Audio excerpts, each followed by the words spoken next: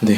어, 오늘부터 우리가 함께 몇 주 동안 몇 주가 될지는 잘 모르겠지만 함께 나눌 책의 내용은 이 기독교의 핵심 진리 102가지라고 하는 책입니다. 그래서 뭐 책이 있으신 분도 있고 또 없으신 분도 있겠지만 책의 내용들이 사실 뭐 우리가 교리를 배우고 하는 데 있어서 요리문답들보다 더 잘 이렇게 그 핵심 진리들을 담고 있는 다른 어떤 교과서는 없습니다. 뭐 웨스트민스터 소요리문답이나 대요리문답 혹은 하이델베르크 요리문답이나 뭐 이런 내용들보다 더 이렇게 모든 진리들을 함축적으로 담고 있는 그런 다른 어떤 교재들이 없긴 하지만 사실 또 시대적인 특성이나 여러 가지들을 고려해 봤을 때 좀 안타까운 현실이긴 해도 그러니까 우리가 그 진리들을 이해하는 데 있어서 소요리 문답의 내용이나 뭐 대요리 문답의 내용이나 혹은 하이델베르크 요리 문답의 내용이나 이런 내용들은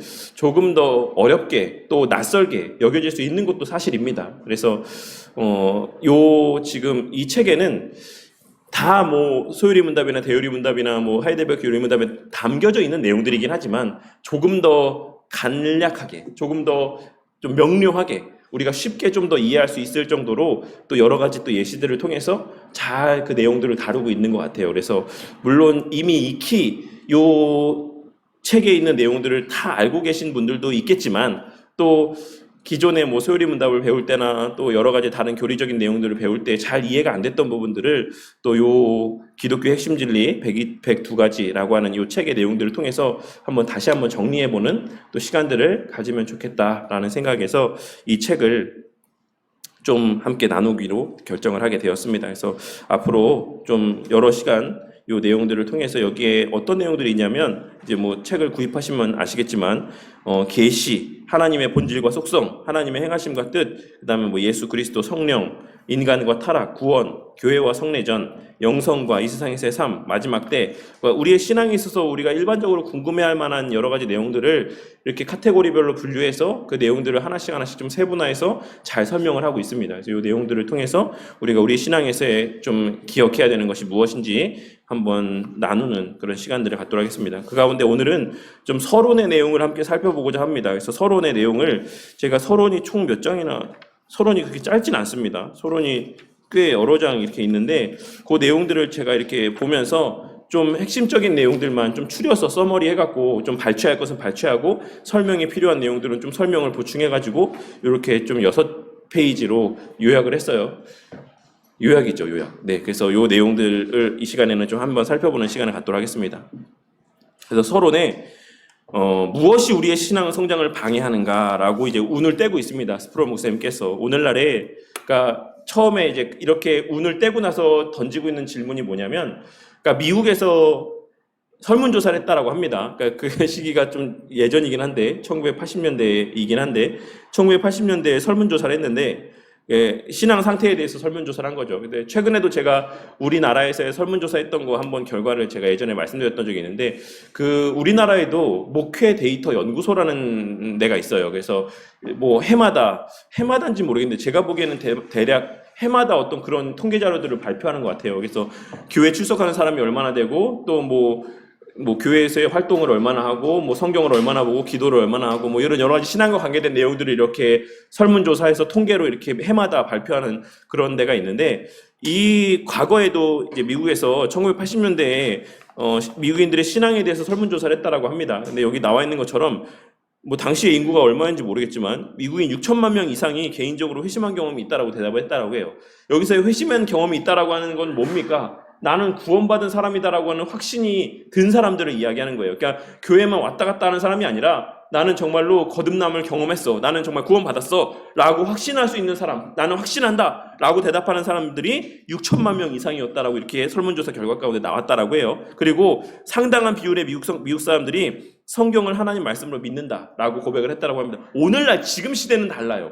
지금 시대는 미국에서 모르겠습니다. 제가 뭐 그런 최근에 미국의 통계를 본 게 아니기 때문에 알 수 없지만 제가 이제 뭐 미국에서 신앙생활 했거나 미국에서 공부를 했거나 하는 목사님들의 얘기를 들어보면 미국 사람들이 예전처럼 그렇게 하나님 말씀, 성경이 하나님 말씀이라고 예전만큼 믿지 않는다라고 하는 얘기를 듣게 됩니다. 그러니까 오늘날에는 뒤에 이제 요 10가지 내용들 가운데 그런 내용들도 있으니까 뒤에 언급하겠지만 요즘에는 사실 하나님 말씀으로 성경을 믿지 않는 경우들이 많이 있어요. 근데 과거 1980년대면 사실 엄청난 부흥의 때지 않습니까? 세상적인 말로 표현했을 때 그러한 때였는데도 그 미국 안에서의 현실이 뭐였냐면 낙태나 성윤리와 관계된 문제들에 대한 인식들을 조사했을 때 그렇게 회심한 나는 거듭났다. 나는 회심했다. 그리고 나는 성경의 말씀이 하나님의 말씀이라고 믿는다 라고 대답하는 사람들이나 아니면 나는 교회를 다니지 않는다, 하나님 믿지 않는다 라고 하는 사람들이나 이 성윤리나 어떤 낙태나 이런 문제에 사회적인 이슈와 관계된 어떤 그 문제들에 대한 답을 내놓는 것을 봤을 때 차이가 없었다는 거예요. 큰 차이가.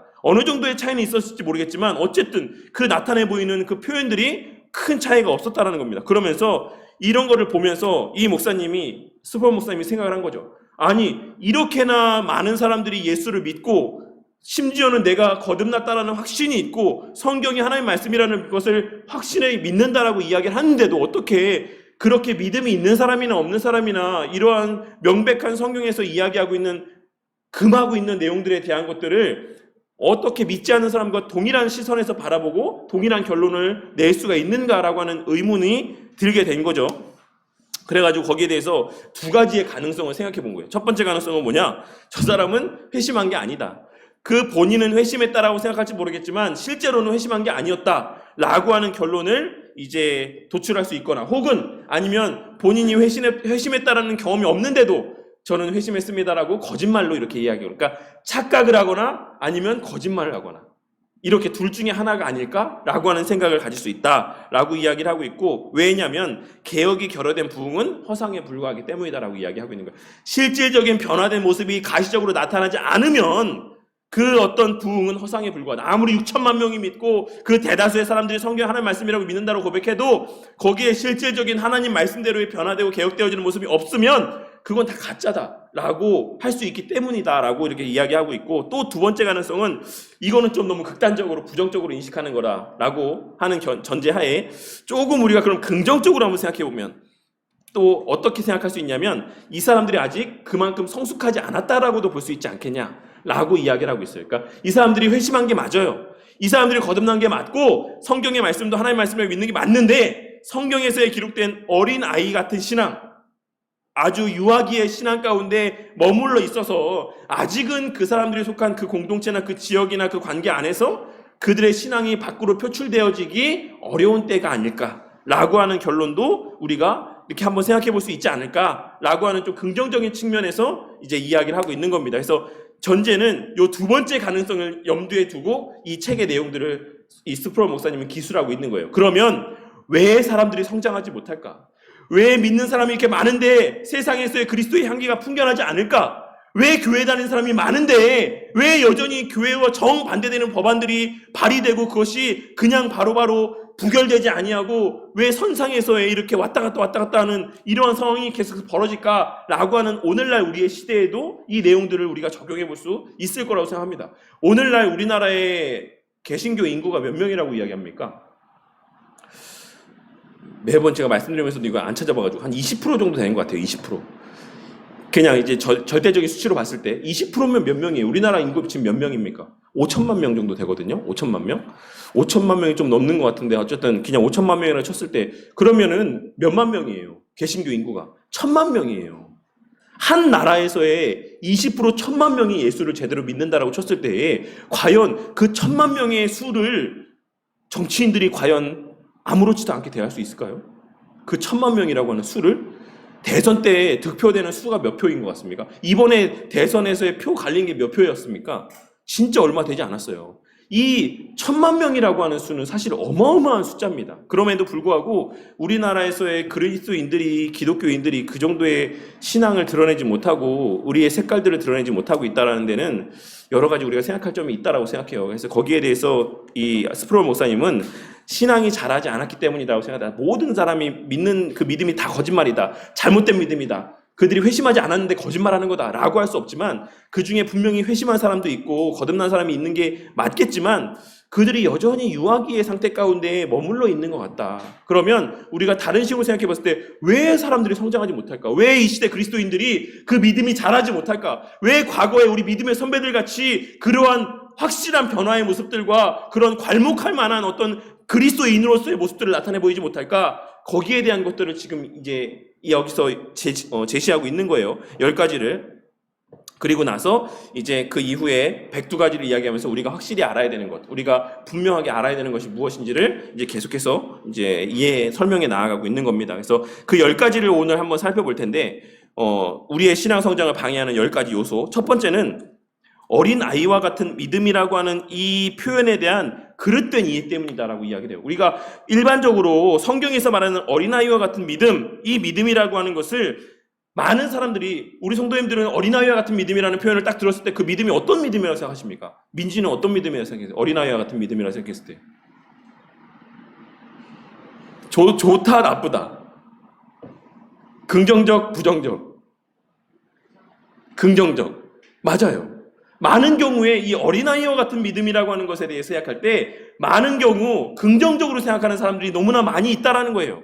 근데 이 어린아이와 같은 믿음과 어린아이의 믿음이라고 하는 것은 구별되어야 된다라고 하는 것을 스프롤 목사님이 이야기를 하고 있어요. 그래서 이것이 구별되지 않기 때문에 그냥 어린아이와 같은 상태 가운데 머물러 있어도 그 순수한 믿음이지, 좋은 믿음이지, 괜찮은 믿음이지 라고 하는 착각 가운데 살아가고 있다는 것입니다. 그런데 이 어린아이와 같은 믿음이라고 하는 것과 어린아이의 믿음이 구별될 때 어린아이와 같은 믿음이라고 하는 것은 하나님을 전적으로 신뢰하는 절대적인 믿음을 의미하는 긍정적인 의미에서의 표현이 맞습니다. 근데 그 어린 아이의 믿음이라고 하는 것은 이걸 영어를 제대로 제가 한데 차일드 라이크 맞습니까? 차일드 라이크라고 합니까? 차일드 라이크가 어린 아이와 같은, 그러니까 긍정적인 의미에서 믿음이라고 한다면 차일디시 맞아요? 차일디시는 어린 아이의 믿음이에요. 이것을 구별해야 된다는 걸 이야기하고 있는 겁니다. 어린 아이와 같은 믿음이라고 했을 때는 그 어린 아이가 갖고 있는 본질적인 속성들이 있지 않습니까? 우리 하임이가 아빠를 막 전적으로 신뢰하고, 그러니까 아빠가 주는 거는 지금은 좀 더 커서 모르겠는데 아빠가 주는 거면 애들 다 받아 먹잖아요. 근데 좀 자라면 이제 의심이 생기니까 이거 맛있는 거 아닌가 이제 좀 재면서 먹지만 아주 어린 아이일 때, 애기일 때는 엄마가 분유 타서 입에 넣어주면은 그거 이렇게 분별하고 이거 나한테 먹을 거 주는 건가 못 먹을 거 이거 구별하고 먹습니까? 아니죠. 무조건 부모가 주는 거면 다 받아 먹죠. 왜냐하면 그 부모에 대한 전적인 신뢰가 있기 때문에 그래요. 그리고 부모가 어디서 높은 데서 뛰어내리라고 해도 그냥 뛰어내리죠. 왜? 부모를 받으려고 했다가 피할 거라고 생각하지 않으니까. 내 부모는 받아줄 거라는 확신이 있으니까. 이런 믿음을 성경이 말하는 어린 아이와 같은 믿음이라고 이야기하는 거고, 어린 아이의 믿음은 그렇지 않다라는 거예요. 어린 아이의 믿음은 연약한 믿음을 이야기하는 거예요. 거기에 대해서 히브리서 5장 12절과 14절에서 때가 오래되었으므로 너희가 마땅히 선생이 되었을 터인데 너희가 다시 하나님의 말씀에 초보에 대하여 누구에게서 가르침을 받아야 할 처지이니 단단한 음식은 못 먹고 젖이나 먹어야 될 자가 되었도다. 이는 젖을 먹는 자마다 어린아이니 의의 말씀을 경험하지 못한 자요 단단한 음식은 장성한 자의 것이니 그들은 지각을 사용함으로 연단을 받아 선악을 분별하는 자들이니라. 그러니까 어린아이 믿음은, 연약한 자의 믿음은 뭡니까? 지각을 사용하지 않는 믿음을 갖고 있다는 거예요. 지각을 사용하지 않는 믿음. 그냥 이리저리 내키는 대로의 신앙. 어린아이들이 그냥 내키는 대로 행동하고 말하고 하는 것처럼 그러한 신앙. 내키는 대로에 내 마음 가운데 순종이 되면 인지하고 아니면 말고, 내 기분에 따라서 내 기분이 좋으면 예배 드리고 기분이 나쁘면 예배 안 드리고, 그냥 그러한 어떤 그런 감정적 지각이 아닌 그냥 1차원적인 감정에 이끌려 사는 그런 연약한 신앙, 자기 절제가 없는 신앙, 이러한 신앙들을 이야기하는 것이다라고 할 수가 있는 겁니다. 하지만 성경이 말하는 바는 뭐냐? 그냥 그 상태도 좋다, 이게 아니라는 거예요. 성경이 어린아이와 같은 믿음에 대해서 높게 평가한다라고 해서 우리가 여전히 그 어린아이의 수준에 머물러 있는 것, 그거 괜찮지 않다라는 거예요. 그거는 엄연히 별개의 거다. 성경이 말하는 바는 그런 어린아이와 같은 신앙, 이것이 아니라 우리가 성숙한 신앙에까지 나아가야 된다. 어린아이의 신앙이 아닌 성숙한 신앙에까지 나아가야 된다라고 이야기를 하고 있다. 고린도전서 13장 11절에 내가 어렸을 때에는 말하는 것이 어린아이와 같고 깨닫는 것이 어린아이와 같고 생각하는 것이 어린아이와 같다가 장성한 사람이 되어서는 어린아이의 일을 버렸노라. 고린도전서 14장 20절에 형제들아 지혜에는 아이가 되지 말고 악에는 어린아이가 되라. 지혜에는 장성한 사람이 되라. 라고 이야기를 하고 있는 거죠. 그러니까 하나님을 아는 것과 우리의 신앙에 있어서의 우리가 알아야 되는 부분들에 있어서는 성경은 언제나 성장해 가야 된다. 자라가야 된다. 어린아이의 상태에 머물러 있어서는 안 된다라고 이야기를 하고 있다라는 거예요. 근데 이것을 많은 사람들이 혼동하기 때문에 내가 그저 어린아이와 같은 어린아이의 신앙 상태에 머물러 있어도 그게 뭐 큰 문제가 되지 않는 것처럼 그렇게 생각해요. 하지만 자라나지 않는 신앙은 사실 그게 생명이 있는 신앙이 아닙니다. 자라갈 수밖에 없는 게 참된 신앙의 본질적인 요소라고 할 수가 있어요. 그래서 그것을 첫 번째로 지적을 하고 있고, 두 번째로는 회의적 신학에 대한 두려움이 있다. 그것 때문에 우리의 신앙이 자라지 못한다라고 이야기를 하고 있어요. 그래서 그 신학에 대한 두려움이에요. 신학에 대한 두려움. 그래서 앞서도 말씀드렸지만 오늘날 미국에서 성경이 하나님 말씀이 아니다. 성경은 하나님 말씀이 아니다. 라고 이야기하는 그 요소는 누구로 말미암아서냐면 사실 신학자들 때문인 경우가 많아요. 그러니까 예전에 제가 지지난 시간인가 한국교회 분열에 대해서 이야기를 하면서 기장 측, 조선신학교를 전신으로 하고 있는 기장 측이 분리되어져 갔을 때 그 원인이 뭐라고 했었죠? 성경 해석학에 있어서의, 성경 비평에 있어서의 차이점들 때문에 분리되었다라고 이야기했잖아요. 그것은 무슨 말이냐면 이 사본학, 성경 비평학에 있어서 성경을 하나님의 말씀이 아닌 사람의 말로 이해를 하는 거예요. 그래서 이 문서들이 사람들이 작성한 문서다. 사람들이 짜집기 하고 편집하고 해서 만들어낸 문서다. 라고 하는 결론에 이 성경 비평학이 계속해서 가까이 갔던 거예요. 그래서 성경이 하나님 말씀이라고 믿는 사람들은 그 성경 비평학에 있는 사람들, 그 자유주의 신학자들은 되게 무식한 사람이라고 생각해요. 야, 아직도 성경이 하나님 말씀이라고 믿어? 너 공부도 안 하냐? 너 뭐 성경 비평학이나 사본학 이런 것도 공부 안 하냐? 우리가 조금만 공부해보면 그게 사람의 말이라는 거를 충분히 알 수 있어. 이게 그 자유주의 신학 계열에 있는 사람들의 성경 비평학자들의 어떤 이야기, 논조라고 할 수가 있어요. 그래서 많은 사람들이 이제 그렇게 이야기를 하죠. 그래서 그 내용들에 대해서 언급하고 있는 부분들이 있었던 것 같은데. 어쨌든, 그래서 그런 것들로 인해서, 야, 신학을 배워서 뭐해?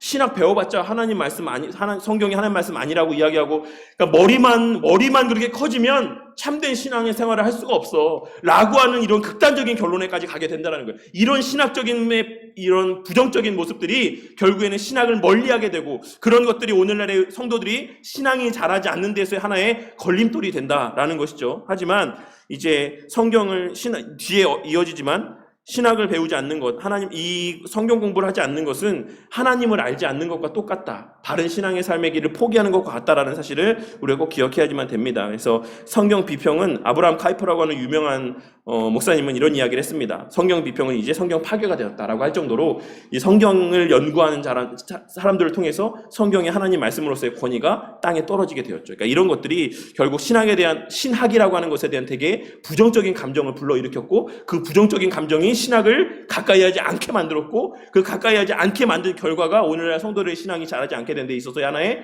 걸림돌이 되었다라고 이야기를 하고 있는 겁니다. 세 번째 보시면 이제 안이한 신앙이에요. 제가 이 안이한과 안이란을 엄청나게 제가 찾아봤어요.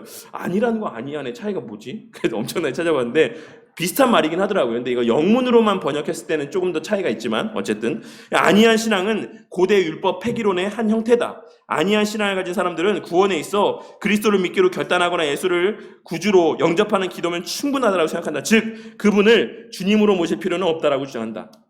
이게 뭐냐면 우리 성도님들 예전에 한번 길에서라도 한번 그런 거 들어본 적 있어요? 영접기도? 영접기도문 뭐 이런 거 있잖아요. 이거 영접기도문 빨리 한번 읽어보세요. 같이 기도해요. 이 순간 우리가 예수님을 이렇게 영접하게 됩니다. 막 이런 이야기를 하는 거 들어본 적 없어요? 길에서? 종민이 없습니까? 도만 만났어요? 도만? 네. 종민이가 많이 만나는 그런 부류의 사람들 많이 만나. 아직 이분들은 안 만났나 보네요. 그러니까 그런 사람들도 있어요. 그래서 이런 분들은 그냥 이 구원이라고 하는 것, 믿음이라고 하는 것이 아주 단순한 거라고 생각합니다. 아주 단순한 거라고. 그래서 이 문제가 최근에 주제권 논쟁을 촉발시키는 원인이 되기도 하였다. 주제권 논쟁이 뭐냐면 예수님을 우리의 구원주로 믿을 것이냐 아니면 주님으로 모실 것이냐, 이제 이런 차이인 거예요.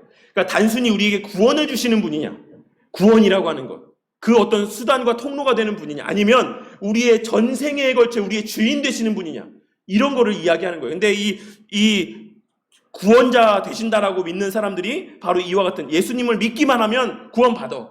예수님 믿기만 하면, 그 이후에 어떻게 살든지 간에 우리가 예수님 믿는다라고 고백하기만 하면 우리는 구원받아. 이렇게 이야기하는 거예요.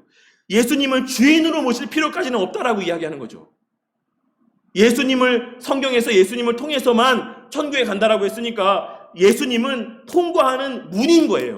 무슨 말인지 아시겠습니까? 계속해서 우리의 주인으로 이고지고 갈 필요가 없는 그냥 통과하는 문이다라는 거죠. 아시겠습니까? 제가 지금 말하는 게 뭔지 아시겠어요?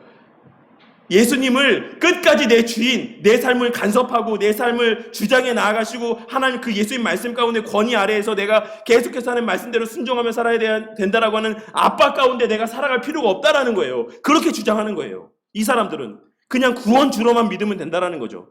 그래서 이 주제권 논쟁이 벌어졌는데 그 주제권 논쟁을 벌어진 데 있어서 가장 아니다. 예수님은 그런 구원주의 뿐만 아니라 우리의 주님이시다. 주인이시다. 라고 하는 주장을 강하게 펼친 게 우리 성도님들도 한번 좀 들어봤음직한 목사님 중에 한 분이신 존 메가더 목사님이에요. 존 메가더 목사님 들어봤습니까? 이름? 미국에서 엄청 유명한 목사님인데 코로나 때 더 유명해졌죠. 코로나 때 막 안 따르고 막 계속 우리 예배 드리겠다라고 하고 막 엄청나게 강하게 정부 정책에 반대하고 막 이래가지고 더 유명해지시게 했는데 어쨌든 존 메가더 목사님이 이 반대편에 서 있는 목사님이라고 보시면 돼요. 근데 사실 이 존 메가더 목사님의 이 주제권 논쟁에서의 주장도 사실 좀 문제가 있긴 합니다. 왜냐하면 이 존 메가더 목사님에서의 그 반대편에서의 주장을 너무 하다 보니까 이 목사님의 주장에서의 또 하나의 위험한 요소가 뭐였냐면 이 칭의, 우리가 의롭다고 칭함받은 것이 성화의 열매를 통해서 증거돼야 된다라고 하는 것들을 너무 강조하게 돼요. 아시겠죠?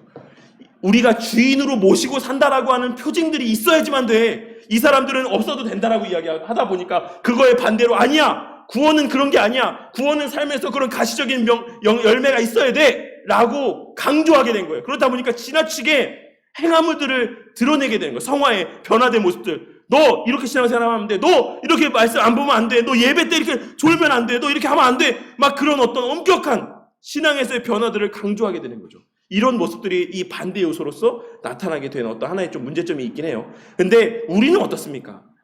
그러면 그러한 존 메가더 목사님과 다른 우리 개혁주의 신앙은 어때요? 우리 개혁주의 신앙은 예수님을 뭐로 믿습니까? 구원주로 믿습니까? 구주로 믿습니까? 주인으로 믿죠. 근데 우리가 막 강조해요, 행함을? 우리는 그렇게까지 강조하진 않아요. 강조하지만 반드시 변화가 있어야 된다고 이야기하지만 그 변화는 우리에게 가시적으로 나타날 수도 있고 아닐 수도 있어요.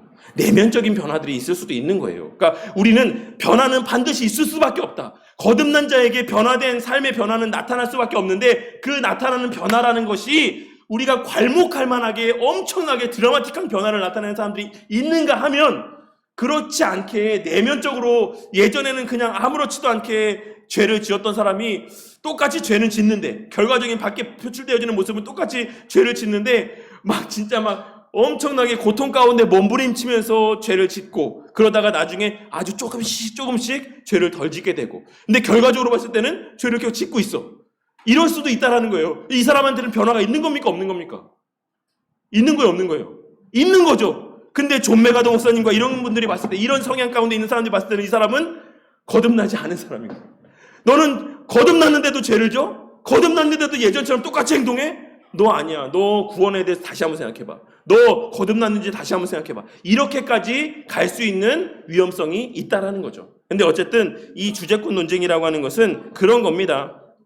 그래서 무가은총 신학이라고 하는 것은 아무런 대가가 없이 구원을 은혜로 받는 그 신학에 대한 것을 이야기하고 있는 건데 무가은총 신학은 뒤에 있는 내용 보시면 됩니다. 각주에 있는 내용. 기독교 신학의 한 형태로 구원론의 한 분파이다. 능동적으로 그리스도께 아니죠. 네. 이 신학은 구원을 받기 위해서는 단지 예수 그리스도를 주님과 구원자로 믿기만 하면 된다는 가르침이다. 믿음 만능주의라고도 불려진다. 이 신학은 미국의 달라스 신학교에 제인 호지스라고 하는 신학자로부터 출발했으며 찰스 라일리로 전수되었다. 한국에는 전도 폭발, 전도 훈련 아시죠? 그래서 막 어떤 영접 기도 하고 막 그냥 그러면 막 교회 오게 되고 막 그냥 다 믿은 거라고 하고 이렇게 막 이렇게 이야기하는 거 구원파에서는 한 걸음 더 나아가서 한번 구원받은 사람은 더 이상 뭐 죄를 지을 수 없다라고까지 이야기하는 이런 이야기를 하게 됩니다. 그래서 이런 내용들이 이제 무가은총 신학이고 이런 내용들을 근거한 것이 바로 이 아니한 신앙이라고 생각하시면 돼요. 그래서 네. 그냥 한번 믿으면 한번 하나님 앞에 저 예수님 믿습니다라고 고백했으면 그 이후에 어떤 것이 없어도 그냥 나는 구원받았다라고 살아도 된다라고 이야기하는 이런 가르침들이 1980년대부터 미국에서부터 계속해서 있어 왔다라는 거예요. 그러니까 한국에도 이런 너무 가벼운 신앙, 이런 것들이 만연해서 많은 사람들이 내가 굳이 신학을 왜 배워야 돼? 내가 교리를 왜 배워야 돼? 나 예수님 믿는데, 나 하나님 믿는데, 이렇게 되는 거예요. 내가 뭐 하나님 믿는데, 예수 믿는데 교리 안 배운다라고 해서 내가 구원 못 받는 거 아닌데, 천국 못 가는 거 아닌데, 내가 왜 굳이 앉아서 공부를 하고 배워야 돼?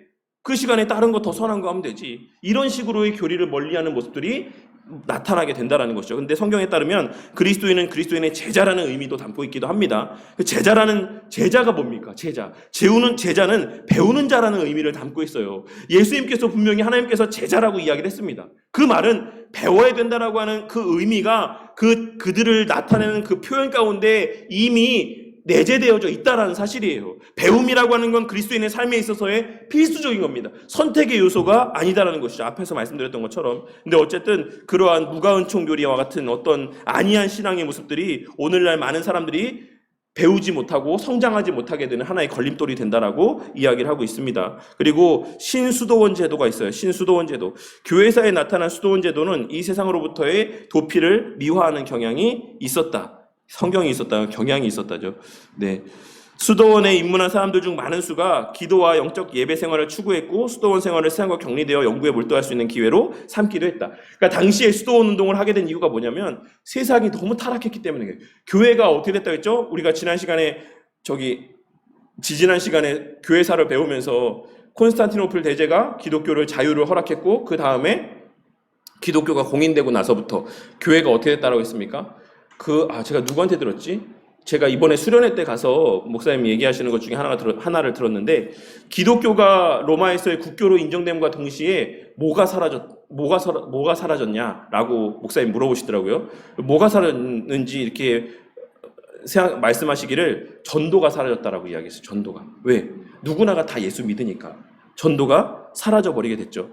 그런 모든 사람들의 어떤 신앙의 열심들이나 어떤 바른 어떤 신앙의 모습들이 다 사라져버리게 됐어요. 그리고 다 그냥 그 권력에 취하고 물질에 취해서 변질되어져 가는 모습을 이렇게 좀 경멸하고 거기에 대한 환멸을 느껴서 많은 신앙인들이 이제 수도원으로 들어가게 됩니다. 나는 이 꼴 저 꼴 저거 보고 싶지 않다. 저 물질에 그냥 쾌락에 빠져서 저렇게 흥청망청 사는 저런 신앙생활 정말 보고 싶지 않고, 그래서 수도원으로 들어가서 거기서 조용히 하나님과 독대하며 또 말씀을 보며 말씀을 연구하며 그렇게 사는 사람들이 수도원 가운데 초기에는 이제 그런 모습들이 있었어요. 근데 그것이 나중에 변질되긴 했지만, 근데 현대의 수도원 제도라고 하는 것, 지금 이 스프롤 목사님께서 말씀하고 있는 신수도원 제도라고 하는 것은 이러한 것과는 별개로 이제 신앙적인 것과 세상적인 것을 양분하는 거예요. 분리하는 거예요. 세상과 신앙을, 세상 속에서의 우리의 신앙을 이야기하는 것이 아니라 세상과 신앙은 분리되었다. 이 세상에 존재하는 모든 일들은 신앙적인 것이거나 세상적인 것이거나 이 둘 중에 하나다. 그래서 우리는 신앙적인 거에만 몰두하고 신앙적인 거에만 관심을 가져야 된다. 이런 식으로 이야기하는 것을 신수도원 제도다라고 이야기를 하고 있는 거예요. 언뜻 보면 되게 좋아 보이죠. 언뜻 보면 되게 그럴듯해 보이는 이야기이긴 하지만 현대의 수도원 제도는 깊은 신학의 연구가 결여되어 있다. 과거에 수도원에 갔던 사람들은 말씀을 연구하기 위한 시간으로서의 그런 조용한 시간들을 선용했지만 오늘날의 이러한 사람들은 그렇지 않다는 거예요. 신자들끼리만 어울리는 삶, 신자들끼리만 좋다라고 이야기하는 삶, 그리고 그냥 기도하고 말씀 보고 이 안에서의 그냥 뭐 수련회 가고 뭐 세미나 하고 그냥 이 안에서의 우리만 말씀을 그냥 뭐 즐기면서 살아가는 삶, 나쁘게 말하자면 그러한 것을 이야기한다라고 하는 것이죠. 그래서 이 신수도원 제도는 세상과 신학에 있어 무지를 초래하고 이 세상이 악한 문화에 물드는 것을 방임하고 방관함으로 파괴적인 결과를 초래하기도 한다. 무슨 말이냐면 우리의 신앙이라고 하는 것은 어디에서 발현되어져야지만 되는 신앙입니까? 그리스도인의 신앙이라고 하는 건 어디서 발현되어야 되는 거예요? 교회 안에서가 아니라 세상에서죠. 근데 이 사람들은 교회 안에서만 잘하면 된다라고 이야기를 하는 거예요. 세상은 상관없다. 근데 우리의 신앙은 세상에서 표출되어야지만 되기 때문에 세상에서의 변화되어지는 모습과 문화에 대해서도 우리는 관심을 가져야 된다는 것이죠. 그래서 오늘날 저기 정광훈이라는 사람들이 이야기하는 것처럼 모든 법안이 다 교회를 파괴하는 법안이다. 모든 문화가 다 교회를 파괴하는 문화다. 이렇게 생각하는 것도 좀 무리가 있긴 하지만 그와 반대로 아무 관심 갖지 않는 거, 어떤 법안이 통과되든지 간에 어떤 문화가 세상 가운데 만연하든지 간에 나랑은 상관없어. 우리는 내 신앙만 잘 지키면 돼. 이렇게 생각하는 것도 잘못됐다라고 이야기를 하고 있는 거예요. 신수도원 제도에서의 지적하고 있는 스프롤 목사님이 이야기하고 있는 바는 그와 반대되는 정반대의 입장에서의 모습을 이야기하는 거예요. 오늘날의 전광훈 목사라고 하는 극우파의 모습과 정반대의 모습을 이야기하고 있는 거예요. 지나치게 세상에 대해서 관심 갖지 않는 것. 지나치게 그냥 세상의 문화는 세계 문화고 우리는 그냥 우리의 신앙적인 거에만 관심을 갖고 살아가는 것. 이것도 잘못된 문화고 우리의 신앙이 성장하지 못하게 되는 데 있어서의 하나의 걸림돌이 된다라고 이야기를 하고 있는 겁니다. 그리고 이제 다섯 번째는 논쟁을 꺼린다. 이거는 다 똑같은 마음이라고 생각해요. 다른 사람들과 얼굴 붉히고 싶지 않다라는 거예요. 그렇게 이야기하는 이유가 뭡니까? 제가 늘 이야기했던 것처럼 성령의 열매가 뭡니까? 온유와 화평과 하나됨에 있는데 우리가 맨날 이렇게 논쟁하는 거 성경적이냐? 논쟁하는 거 성령 충만한 사람이 할 수 있는 일이냐? 라고 이야기할 수 있죠. 근데 스프롤 목사님이 이야기하는 바가 뭐냐면 성경을 읽는 사람이라면, 존 스토트 목사님의 말을 인용해서 성경을 읽는 사람이라고 한다면 예수님의 생애가 격렬한 논쟁의 삶이었다라는 사실을 우리는 명백하게 깨닫게 된다라고 할 수 있죠. 예수님이 누구랑 논쟁했습니까? 바리새인들과 서기관들과 제사장들과 끊임없이 논쟁했잖아요. 끊임없이. 성경은 우리의 신앙생활이라는 것은 하나님 안에서의 논쟁이 있을 수밖에 없다라고 하는 것을 우리가 꼭 기억해야지만 됩니다. 그래서 신학에 정통할수록 협상 가능하고 견딜 만한 문제가 무엇이며 힘을 다해 싸워야 될 문제가 무엇인지를 분별할 수 있다. 그러니까 성숙한 신앙인일수록 논쟁을 피하는 것이 아니라 논쟁해야 될 것과 논쟁하지 않아도 되는 것을 분별할 수 있는 것이지 그리스도인에게 있어서 논쟁이 없어지는 것은 아니다라고 하는 것을 이야기하고 있는 거예요. 아시겠습니까? 그리스도인에게서의 논쟁은 피할 수가 없어요. 왜? 예수님도 논쟁하셨으니까. 사랑의 실체인 예수님도 바리새인들과 논쟁하고 지적하고 나무라고 정죄하고 심지어는 독사의 아들이라고까지 욕을 하셨죠. 그러니까 그리스도인에게 있어서의 논쟁이라는 것은 피할 수가 없는데 다만 그 논쟁은 어떤 논쟁이 되어야 하냐면 우선순위를 분별할 수 있는 논쟁이 되어야 된다. 성숙한 그리스도인들일수록 정말 우리가 논쟁해야 될 것만 논쟁한다는 거예요. 불필요한 것, 침례를 하냐 세례를 하냐 이거 논쟁하지 않는다라는 거예요. 우리가 무천년설을 믿냐 전천년설을 믿냐 후천년설을 믿냐 이런 걸로 죽기 살기로 싸우지 않는다라는 거예요.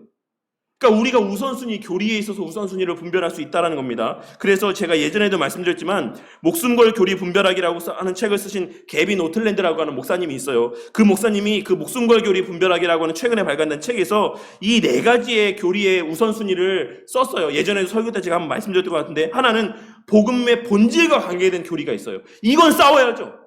이건 싸워야 될 문제입니다. 삼위일체 하나님을 부정한다든지 예수 믿음만으로서 구원받는다라는 걸 부정한다든지 성경이 하나님의 말씀이라는 걸 부정한다든지 이런 우리의 복음의 본질과 관계된 것에 있어서의 차이가 있다라고 한다면 우리는 싸워야 된다라고 이야기를 하는 겁니다. 근데 그 나머지는 또 두 번째는 교단이 나뉘어질 정도의 차이들이 있을 수 있죠. 우리가 감리교랑 우리가 나누어진 거에 있어서의 차이점들이 있고 또 여러 가지 나눠질 정도의 차이들이 있죠. 그런 부분들, 그런 정도의 차이가 있고 그 다음에 교단이 나뉘어질 정도는 아닌 여러 가지 또 무천년, 후천년 이런 것들 믿는 어떤 차이들이 있을 수 있고 이제 그 외에 덜 중요한 교리에 어떤 차이들이 있을 수 있다라고 하면서 이제 구체적인 실예들을 이제 그 책에서 이렇게 전개해 나아가고 있는데 그처럼 우리의 그리스도인의 신앙에 있어서 논쟁을 피하는 것이 무조건 다 좋은 거 아니다. 신앙 좋은 사람이라고 해서 논쟁 피하는 사람이 신앙 좋은 사람이 아니다. 예수님도 끊임없이 그 삶 가운데 논쟁하는 삶을 살았고 바울 사도도 계속해서 자신의 어떤 그 전하는 바를 계속해서 논쟁하는 아레오바고에서의 그 어떤 내용들을 보면 지극히 아주 논리적이고 철학적입니다. 끊임없이 그 믿는 바를 설득하기 위하고 변증하기 위한 이런 논쟁들을 해왔어요. 논쟁들을 해왔습니다. 그래서 오늘날 많은 사람들이 논쟁을 피하는 이유는 겉으로는 거창하게 성령에 충만한 사람이 어떻게 논쟁할 수 있어. 다 품고 포용하고 해야지 라고 하지만 실제로는 뭡니까? 실제 마음은 다른 사람들과 얼굴 붉히고 싶지 않은 거예요. 그 사람들과 관계 어그러져 가면서까지 내가 예수님 편에서의 진리를 증거하고 싶지 않은 겁니다. 그냥 좋은 게 좋은 것식으로 그냥 그렇게 살고 싶은 거예요. 결국에는 내 우선의 삶인 것 뿐이지 그것이 거창하게 성령의 열매가 이 9가지인데 이렇기 때문에 나는 논쟁하지 않는다 이렇지 않다라는 것이죠. 그러니까 우리가 논쟁을 피하는 것 결코 우리의 신앙에서의 성장에 유익이 되지 않는다. 우리는 언제든지 그런 본질적인 어떤 부분에 있어서는 내가 대답할 말이 무엇인지를 늘 준비할 수 있는 자들이 되어야만 하고, 또 그것을 말해야 될 그 자리에서는 우리가 부인하지 않고 담대하게 그것을 말할 수 있어야지만 돼요. 그러니까 말하기 위해서는 알아야 된다는 것이죠. 논쟁을 피하니까, 논쟁을 안 하니까 굳이 변증적인 신학적인 내용들이 내 신앙에 필요하지 않게 된 거예요. 그냥 그래 너도 옳고 나도 옳고 다 옳아 라고 그냥 이야기하면 굳이 논리적으로 더 깊이 있게 어떤 신학적인 이야기를 할 필요가 없으니까, 그런 것들이 또한 우리에 있어서 신앙의 하나의 큰 걸림돌이 된다라고 이야기를 하고 있습니다. 그리고 시대의 비합리적인 정신이 있는데, 이 비합리적인 정신이라고 하는 것은 지성에 반대하는 것이다 라고 이야기합니다. 이걸 대표적으로 우리 성도님들도 되게 쉽게 이해할 수 있는데, 뭐냐면 우리 성도님들 최근에 좀 느낀 거 뭐 있지 않으세요?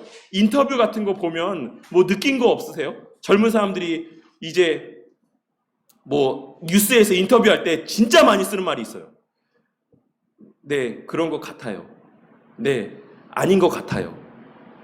자기 마음을 설명하는데, 자, 뜨거운 날씨인데 여기 시원한 데 오니까 좋지 않으십니까? 라고 이야기하면 그거에 대한 답을 뭐라고 하는지 아세요? 아, 예, 좋은 것 같습니다. 그게 내 마음이잖아요. 내 마음. 내가 좋고 싫고를 내가 알잖아요. 예, 좋습니다. 이렇게 대답하면 되는데, 한번 오늘부터라도 뉴스를 한번 보세요. 사람들이 인터뷰하는 거 보세요. 저는 단 한 사람도 그렇습니다, 아닙니다, 그렇게 생각합니다, 아니라고 생각합니다, 이렇게 대답하고 인터뷰하는 사람 한 명도 본 적이 없습니다.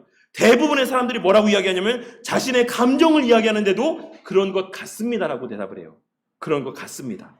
이게 무슨 말이냐면 느낌과 생각을 구별하지 못하는 거예요. 느낌을 더 우선시 여기는 삶을 살게 된다는 거예요. 이게 지금 이 스프롤 목사님이 되게 예전에 이 책을 쓰셨는데도 이미 그때부터 이러한 모습들이 우리 가운데 있었다라는 것이죠. 감정을 우선시하는, 지성보다 감성을 우선시 여기는 것, 내 감정을 더 우선시 여기는 것, 이것이 이 시대 가운데에 팽배했기 때문에 이 지성에 대한 것을 되게 반지성적인 그러한 것을 추구하는 시대가 되어가고 있다라고 이야기를 하고 있습니다. 그리고 그것이 우리가 교리를 공부하지 아니하고 신앙이 성장하지 못하는 하나의 걸림돌이 되고 있다라고 이야기를 하고 있어요. 그래서 하나님의 계시의 목적은 그것을 우리의 지성으로 이해하고 마음에 스며들게 하는 것이다라고 이야기를 하고 있습니다. 지성과 이 마음이 뭐가 우선하냐라고 했을 때 당연히 마음이 우선하죠. 근데 이 마음이라고 하는 것은 뭘 통해서 생기는 거다?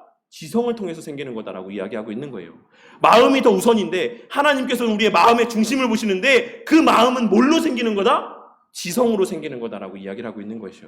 그래서 하나님께서 우리에게 계시해 주신 것이고 그 계시를 통해서 우리가 하나님에 대한 마음이 생겨나는 겁니다. 그러니까 교리를 배우지 않으면, 하나님의 말씀을 배우지 않으면 이 마음도 생겨나지 않는다라는 거예요. 그런 것을 이야기하고 있는 겁니다. 그리고 세속의 유혹이라고 하는 것은 쉽게 말해서 오늘날에 갖고 있는 포스트 모더니즘적인 사고를 이야기하는 겁니다. 포스트 모더니즘적인 사고가 제가 뭐라고 말씀드렸죠? 상대주의적인 사고. 너도 옳고 나도 옳다. 내 믿는 것만 진리가 아니다. 이게 오늘날 모든 시대 가운데 팽배해져 있는 문화예요. 그러니까 기독교는 사실 공공의 적입니다. 기독교는 뭐라고 이야기합니까? 예수님만이 길이요 진리요 생명이다. 예수님 믿어야지만 구원받는다. 성경만이 진리다. 이게 오늘날의 포스트 모더니즘 사고와는 충돌되는 거죠. 그래서 이 참된 진리로서의 성경 말씀을 배우지 않습니다. 참된 진리로서의 가치를 모르기 때문에. 왜 성경 말씀만 굳이 배워야 돼? 왜 성경 말씀만 진리라고 이야기해? 라고 하는 그러한 모습들이 있는 거죠. 그리고 그와 동시에 그렇기 때문에 사람들에게는 이 앞전 것, 이 감정을 우선시하는 것과 동일하게 그런 요소에서 내 감정을 더 우선시하는 모습이 생겨나게 되는 겁니다. 성령 하나님의 인도하심이라고 하는 그 어떤 모습 아래서 내가 봤으면, 내가 체험했으면, 내가 경험했으면 하나님 말씀보다도 내 체험 감정, 내 감정이 더 우선시 되는 거예요. 내 마음이 그렇다. 내 지금 심정이 그렇다. 이게 하나님 말씀보다도 더 우선하는 겁니다. 그런 시대로 우리가 지금 변화되어져 가고 있다라고 할 수가 있어요. 그래서 어쨌든 하나님 말씀을 일관성 있게 이해하려는 노력은 악덕이 아니라 하나님 말씀은 미덕이다. 하나님 말씀은 비합리적이지 않고 이성으로 이해할 수 있게 되어 있다라고 할 수 있습니다. 그리고 이제 5페이지에 8번째는 말씀 연구를 경건의 시간으로 대체하는 것. 그냥 우리 성도님들은 얼마나 보세요? 말씀 보는 시간을? 뭐 한 15분, 30분 정도 보실 수 있을 거라고 생각합니다. 뭐 1시간씩 보시는 분도 있겠지만. 근데 이 정도의 말씀을 보는 시간, 우리가 개인적으로 말씀을 보고 묵상하는 시간은 우리에게 있어서의 우리의 신앙을 보완하는, 또 우리에게 신앙이 유익이 되는 너무나도 귀한 시간들이긴 하지만 그거는 부족하다라는 거예요. 말씀을 그냥 보는 것과 말씀을 연구하는 것은 다르다라는 겁니다. 말씀을 보는 것도 필요하지만, 그냥 말씀을 읽고 묵상하는 것도 너무나도 중요하지만, 못지않게 우리가 말씀의 한 구절 한 구절 의미들을 그걸 붙들고 깊이 있게 연구하며 이 의미가 무엇일까, 이 원어의 의미가 무엇일까, 이런 것들을 연구하는 것도 너무 중요하다. 근데 이거는 배제하고 그냥 하루에 내가 말씀 10장 봤으니까 이걸로 충분해, 난 하나님을 충분히 알 수 있어, 이렇게 생각하는 거는 합당치 않다라는 것이죠. 그렇게 그 시간들을 대체해서는 안 된다라는 거예요. 말씀을 배우고 연구하는 시간도 우리에게 필수적이다라고 이야기를 하고 있습니다. 그래서 그냥 내가 말씀 봤으니까 나는 말씀 안 배워도 돼, 이렇게 생각하는 사람들은 안 된다, 잘못됐다, 신앙이 자라지 않는다라고 이야기하고 있는 겁니다. 그리고 이제 9번째는 게으름. 칼바르트라고 하는 분이 사실 신학을 공부하면 계속해서 나올 수밖에 없어요. 근데 칼바르트가 어떤 분이라고 말씀드렸죠? 신정통주의의 계열에 있는 분이고 저희와는 조금 믿는 바가 다른 바라고 말씀드렸죠. 근데 어쨌든 그분이 했던 말이 그렇다라고 해서 다 잘못된 건 아닙니다. 그분이 했던 말 중에 여기서 스프롤 목사님이 인용하고 있는 거는 타락한 인류의 근본적인 세 가지 죄는 교만과 부정직과 게으름이라고 이야기하고 있어요. 그리고 이 세 가지는 성경에서 심각한 죄로 언급을 하고 있습니다. 하나님께서는 우리가 일할 때 도와주시겠다라고 말씀하셨습니다. 그래서 하나님께서는 늘 말씀드리지만 우리에게 결과라는 열매를 떠먹여 주시는 분이 아니에요. 아시겠습니까? 과정의 은혜까지도 주시는 분입니다.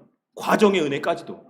그래서 우리의 삶에서의 노력하고 애쓰는 부분들을 하나님께서는 요구하십니다. 그럴 수 있도록 또한 은혜를 주시는 분이고, 그래서 우리가 성경을 잘못 해석하는 가장 근본적인 이유는 성령 하나님께서 그 일을 행하시지 못했기 때문이 아니라 우리가 그 일을 하지 못했기 때문이다라고 이야기를 하고 있어요. 스프롤 목사님은 우리가 게을러서, 우리가 말씀을 연구하지 않아서, 우리가 말씀을 깊이 있게 묵상하지 않아서, 우리가 교리적인 성경에 그 하나님께서 계시해 주신 바를 유심히 보지 않았기 때문에 우리가 하나님 말씀을 오해하는 것이다라고 이야기를 하고 있는 겁니다. 그리고 마지막으로는 이제 불순종을 이야기하고 있습니다. 불순종은 다른 모든 요인들 가운데 공통적으로 포함되는 요인이다라고 이야기하고 있어요. 반면에 그러면 이제 신학을 연구해야 되는 이유는 뭐냐라고 했을 때 첫 번째는 신학이 영혼의 양식이기 때문이다라고 이야기를 하고 있어요. 신학이. 그래서 필요 조건이다. 반드시 필요하다. 우리의 신앙의 성장에 있어 신학은 반드시 필요하다라고 이야기를 하고 있습니다. 하지만 제가 앞서도 기도할 때 언급했던 것처럼 신학이 필요 조건이지만 충분 조건은 아니다라고 이야기를 하고 있습니다. 충분 조건은 뭐냐면 신학만으로도 우리의 신앙이 저절로 자랄 수 있냐? 아니다라는 거예요. 뭐가 있어야 된다? 성령 하나님의 조명하심의 은혜가 있어야지만 된다. 그래서 우리는 늘 성령 하나님의 은혜를 도우며 또한 교리를 배우는 일들 가운데 열심을 내야지만 된다라고 이야기하고 있습니다. 그걸 또 하나, 영혼을 꿰뚫지 않고 머리로만 신학을 아는 것은 가능하지만 이성으로 이해하지 않고 영혼을 꿰뚫을 수는 없다. 그러니까 신학을 알고 있는 사람들 가운데 그 신학이 가슴을 꿰뚫지 않는, 그 삶이 변화되지 않는 사람은 있을 수 있다. 근데 이 가슴이 하나님 말씀으로 꿰뚫어진 사람은 다 신학이 있는 사람들이다라고 이야기하고 있는 거예요. 아시겠죠? 신학이 있는 사람, 교리를 아는 사람만이 그 하나님의 진리가 그 가슴을 관통하고 꿰뚫어 그 심령을 쪼개고 하나님 말씀에 전적으로 순종할 수 있게 한다라고 이야기하고 있는 겁니다. 그래서 우리는 교리를 배워야지만 된다라고 하는 것이고, 또 하나는 가장 궁극의 이유지만 하나님께서 부지런히 성경을 연구하라고 하셨기 때문이다라고 할 수 있죠. 사도 바울은 어린아이의 일을 버리라고 이야기했습니다. 명령입니다. 명령이에요. 성경을 연구하고 공부하는 거는 성도님들이 해도 되고 안 해도 되는 일이 아닙니다. 이거는 반드시 해야 되는 일이에요. 왜? 하나님께서 명령하신 일이기 때문에 그렇습니다. 하지만 오늘날에는 성경 연구 잘 안 하죠. 안 배우죠. 왜? 체험을 더 우선시하기 때문에, 내 감정을 더 우선시하기 때문에, 논쟁하기 싫기 때문에, 이 앞서 10가지의 이유들을 통해서 오늘날에는 성경 연구나 교리를 가르치는 일들을 좀 이렇게 멀리하게 되었습니다. 하지만 하나님께서는 이렇게 어린아이의 일을 버리라고 말씀하셨고, 또 신명기 6장 4절 9절에 제일 중요한 쇠마라고 하는 말씀이죠. 이스라엘 백성들이 지금도 집 앞에 가면, 이스라엘에 가면 예루살렘의 집마다 이렇게 우리나라 옛날 방범 그 순찰함 같이 초록색 함으로 되어 있는 그런 함처럼 만들어 놓은 거기에 이 말씀 구절들이 거기에 넣어져 있습니다. 근데 이 말씀의 전제가 뭡니까? 이스라엘에 들으라, 우리 여호와 하나님은 유일한 하나님이시니 너는 마음을 다하고 뜻을 다하고 힘을 다하여 내 하나님 여호와를 사랑하라. 오늘 내가 명하는 이 말씀을 너는 마음에 새기고 내 자녀에게 부지런히 가르치며라고 했어요. 가르치기 위해서는 어떻게 해야 됩니까? 아시죠? 가르쳐 본 적 있는 분들은 아시잖아요. 한 시간을 가르치기 위해서 그 가르치는 사람은 몇 시간을 공부합니까? 그 이상을 공부합니다. 한 시간 공부해서 한 시간 가르칠 수 없어요. 한 시간 가르치기 위해서 3시간, 4시간, 5시간, 6시간을 하루를 준비해서 그 이상의 시간들을 준비해서 그 한 시간을 가르치는 거예요. 그러니까 네 자녀에게 부르짖어 가르치라고 하나님께서 말씀하셨을 때 이 가르치라는 명령을 수행하기 위해서 그 부모는 말씀을 얼마 동안 연구해야 됩니까? 말씀을 몇 시간, 며칠을, 몇 날을 말씀을 연구해야 된다라고 하는 그 명령이 그 이면에 전제되어져 있는 거예요. 이것은 하나님 명령입니다.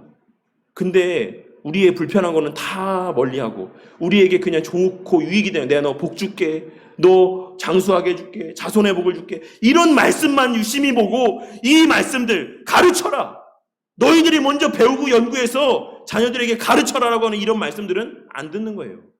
귀를 기울이지 않는 거예요. 주목하지 않는 겁니다.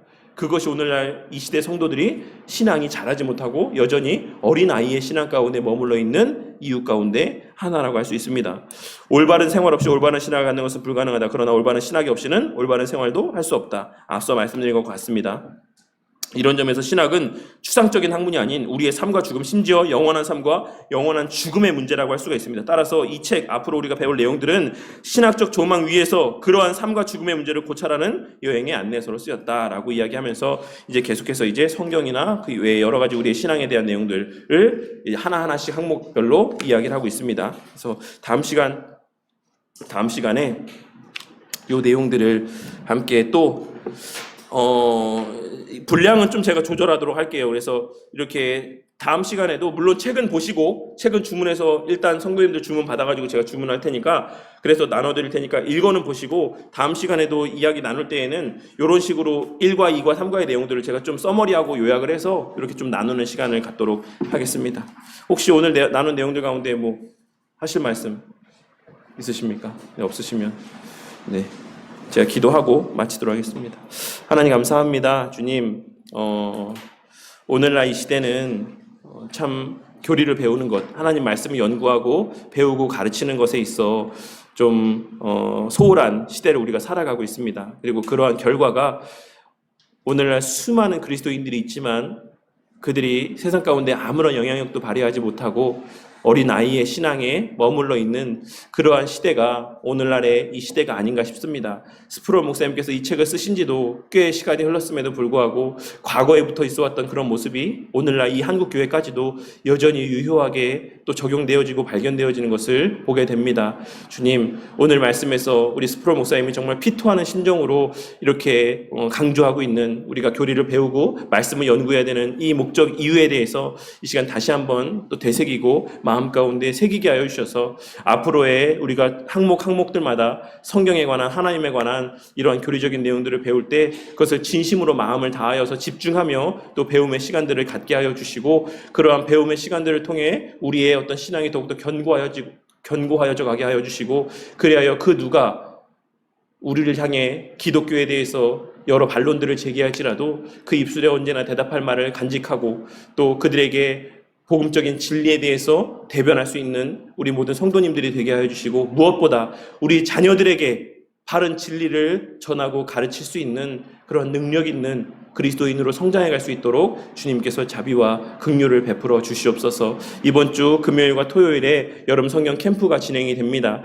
마지막까지 준비하며 땀 흘리는 우리 모든 선생님들의 손길 기억하여 주시고 또 이 캠프에 참석하기로 또 마음을 먹고 또 준비하고 있는 우리 친구들 끝까지 주님 안전하게 지켜주셔서 또 불의의 일들로 인하여서 캠프에 참석하지 못하는 일이 발생하지 않게 하여 주시고 또 모든 친구들 함께하는 그 모든 시간들 가운데 즐거움이 가득하게 하시고 하나님을 알게 되는 또 만나게 되는 놀라운 역사가 있는 귀한 시간 되게 하여 주시옵소서.